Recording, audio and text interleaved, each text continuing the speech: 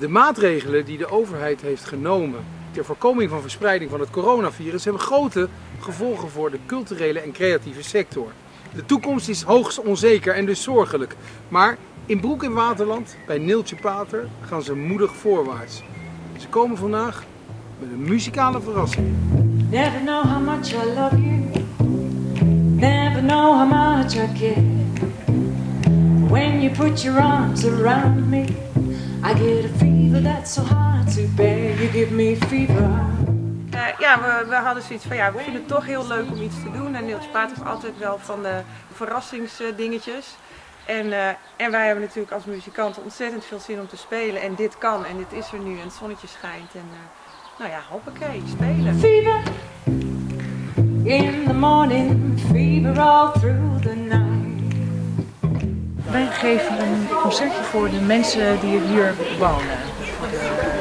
Omdat het eigenlijk gewoon niet meer kan. We kunnen al heel lang niet meer optreden. En deze mensen moeten natuurlijk allemaal ook veel binnen zitten. Ja. Het is gewoon zo'n prachtig hofje eigenlijk. Het is eigenlijk een kleine arenaatje. Had a very mad affair. When her daddy tried to cure him, she said, Daddy, don't you dare, he gives me fever. With his kisses, fever when he holds me tight. Ja, Jelte, normaal gesproken spelen jullie ook regelmatig samen in een orkest. Hoe is het momenteel qua werk? Muzikaal gezien, heb je veel te doen? Ik heb de afgelopen 2 maanden echt bijna niets gedaan. Ik heb vooral voor mijn dochter liedjes gezongen. Wat ook heel leuk is. Ja. En ik heb 1 voorstelling die op 5 mei zou zijn, natuurlijk 75 jaar bevrijding. Die wilde ze wel door laten gaan, dus die is dan uiteindelijk opgenomen en gestreamd. Ja, dat is dan de oplossing. Hè? Ja. Maar publiek is toch wel prettig? Ja, het live beleven van de muziek. Wat voor genre dat nou ook eigenlijk is. Dat is het allermooiste natuurlijk. Ja. Maken jullie je zorgen over de toekomst? Ja, soms wel. Ja, we mogen nu pas weer wat we gehoord hebben van het orkest, omdat wij in een groot orkest spelen met meestal een ballet of opera erbij. Het zijn natuurlijk grote producties. Wat gaat daarmee gebeuren? We mogen Orkestbak is ook de meest virusgevoelige plek waar je kan zijn. Ja, als je met een grote tuba naast je zit, dan ben je niet blij natuurlijk. Nee, maar het is sowieso normaal al in de winter dat er allerlei virussen gedeeld worden. Ja. Dus dat zou nu echt fataal zijn. Ik moet zeggen dat ik nu heel erg geïnspireerd ben door de andere dingen die er gebeuren en ook het online gebeuren. Maar dat is allemaal vanuit het idee dat andere komt wel weer. Ja. En soms zijn er momenten dat je denkt, maar is dat wel zo? Ja. Misschien komt het wel niet meer, maar ik probeer daar nog steeds wel van uit te gaan dat er een moment komt dat die dingen weer kunnen terugkeren. En dan vind ik het helemaal niet zo erg dat er tijdelijk even over andere vormen moet worden nagedacht. Now you've listened to my story. Here's the point that I made. Chicks were born to give you fever.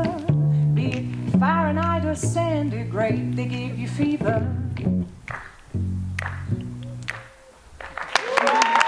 Ja, Dian, de coronatijd voor mensen in de culturele sector bepaalt geen pretje. Überhaupt niet, maar voor mensen in de culturele sector helemaal verschrikkelijk lijkt me. Ja, laat ik beginnen met te zeggen, ik ben geen verpleegkundige die na 12 uursdienst op een stretcher in slaap hoeft te vallen. Dus zolang dat niet aan de hand is, denk ik dat we allemaal heel gelukkig zijn en alles gezond. Maar ja, ik heb in het begin echt heel veel gehuild. Toen onze tour werd gecanceld en op de eerste dan 1 keer niet spelen en dan een week niet spelen en dan tot aan de zomer niet spelen. Nee. En dat is waar je blij van wordt. Dus ik vond het echt heel zwaar. Ja, er is wel een versoepeling aangekondigd. Dat betekent dat er 30 mensen tegelijkertijd, inclusief personeel van het theater en de mensen die op het podium staan en de techniek aanwezig mogen zijn. Ja, dus bij grote balletvoorstellingen mag er 1 man publiek in de zaal, zeg maar. Ja. We moeten alles aanpakken en we moeten alles proberen en gewoon maar kijken hoe het gaat.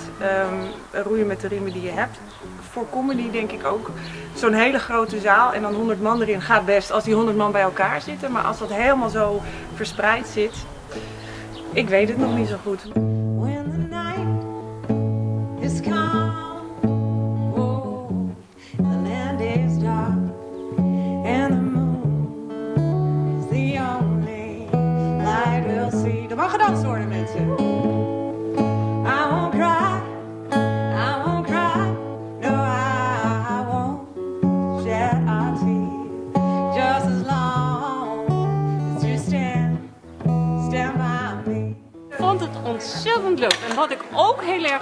vond dat het initiatief is genomen. Ik juich dat aan alle kanten toe. If the sky above should tumble and fall, and the mountain should crumble to the sea, I won't cry, no, I won't shed a tear, just as long as you stand by me, stand by me, stand by me, stand by me, stand by me.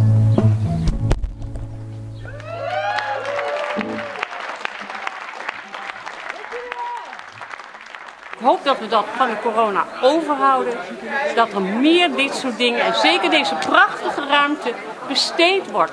Zeg tegen die mensen, kom je huis uit, zet je tafeltje, je stoeltje neer. Daar hoeven we niet eerst corona voor te hebben.